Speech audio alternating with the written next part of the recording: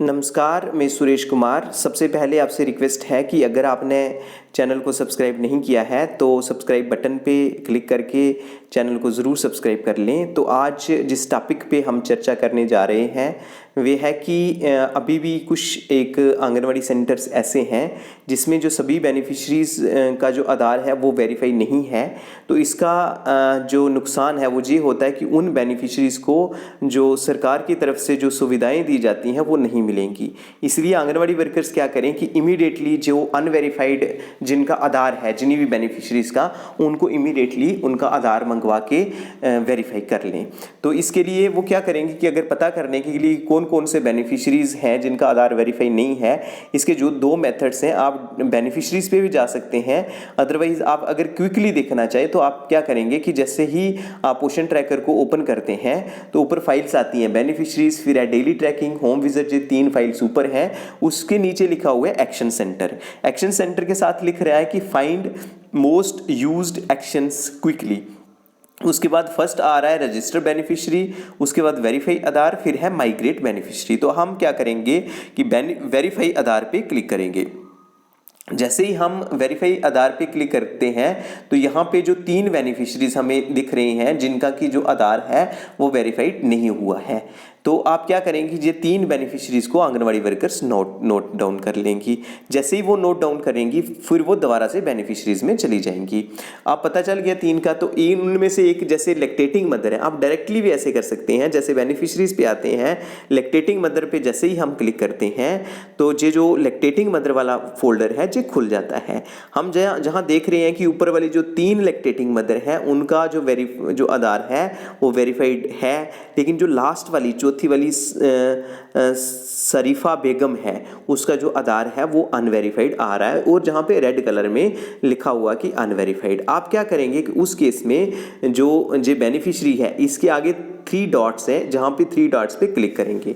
जब ये क्लिक करेंगे तो एक जहाँ पे फोल्डर खुलेगा, सबसे ऊपर आ रहा है अपडेट प्रोफाइल।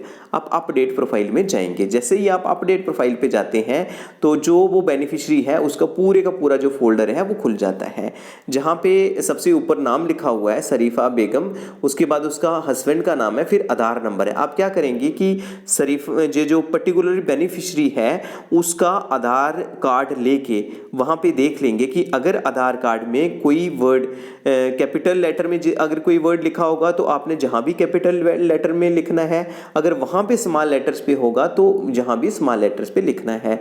और एक जहाँ पे जो मेन जो एरर आता है वो यही है कि लैक्टेटिंग मदर का नाम फॉर एग्जांपल जहाँ पे जो शरीफा बेगम है तो फॉर एग्जांपल हो सकता है कि वहाँ पे एस स्मॉल में हो और आपने कैपिटल में लिखा हो सकता है वहाँ पे एस कैपिटल में हो आपने स्मॉल में लिखा हो। वैसे ही बेगम आगे है, हो सकता है वहाँ पे भी स्मॉल में हो और आपने कैपिटल में लिखा है। जैसे ही आधार में लिखा होगा वही आपने नाम लिखना है। फिर आपने जो आधार नंबर है, आधार नंबर जो वहाँ पे होगा आपने आधार नंबर, उसके बाद जैसे उसके हस्बैंड का नाम है उसका आधार नंबर है, आधार नंबर आपने वही लिखना है जो उसका आधार नंबर वहां पे आधार नंबर पे होगा। अगर आप 1-2 डिजिट भी आगे पीछे हो जाता है वही कारण रहता है कि जो आधार है वो अनवेरीफाइड रहता है। तो आप जैसे ही आधार लिखेंगे तो लास्ट में जो सबमिट कॉलम है, जैसे ही आप आधार जहां पे लिखते हैं तो उसके बाद जो आधार नया लिखेंगे तो आपने सबमिट करना है। जैसे ही सबमिट करते हैं तो सबमिट करने के बाद आप क्या करेंगे कि ये जो आधार है ये वेरीफाइड हो जाएगा। तो आप जो एक और मेथड है कि डायरेक्टली भी आप कर सकते हैं। जैसे यहाँ पे अगर आप बच्चे देखते हैं 0 to 6 मंथ बच्चा है जहाँ पे मोहम्मद जैद है, ये भी अनवेरीफाइड है। तो जहाँ पे आप बच्चे पे ही भी ऐसे क्लिक करके तो ऊपर नाम आता है, उसके बाद जो फ़ोन नंबर है, उसके बाद अपडेट पे आता है। जैसे ही आप अपडेट पे करते हैं वो जो फोल्डर जब खुला आता है तो आपने क्या करना है कि उसके जैसे जहाँ पे बच्चे का नाम है आधार नंबर बच्चे का नहीं है तो उस केस में क्या करेंगे कि चाइल्ड डज नॉट हैव आधार जस पे क्लिक करेंगे, फिर उसकी माँ का फोल्डर खुलेगा, फिर उसकी मदर का आधार डाल देना है। तो इस केस में आप दोबारा से चेक कर कर लेंगे कहीं आधार नंबर तो नहीं गलत डाला है। जहाँ वहाँ जो डेट ऑफ बर्थ लिखी हुई है मदर की हमने यहाँ पे, वो आधार नंबर पे वही डेट ऑफ बर्थ है जो अलग है। अगर अलग होगी तो उस केस में अनवेरिफाइड आता है। तो आपने वही डेट ऑफ बर्थ लिखनी है, वही आधार नंबर लिखना है जो कि आपके आधार कार्ड में लिखा होगा। और जैसे ही आप लिखेंगे तो जो लास्ट में जाके फिर आपने सबमिट वाला है जे उस समय जो रेड कलर में हो जाएगा, तो आपने क्या करना है कि इसमें लास्ट में सबमिट दबा देना है। सबमिट करके जो आधार है वो वेरीफाई हो जाएगा। तो आज के लिए इतना ही था। धन्यवाद।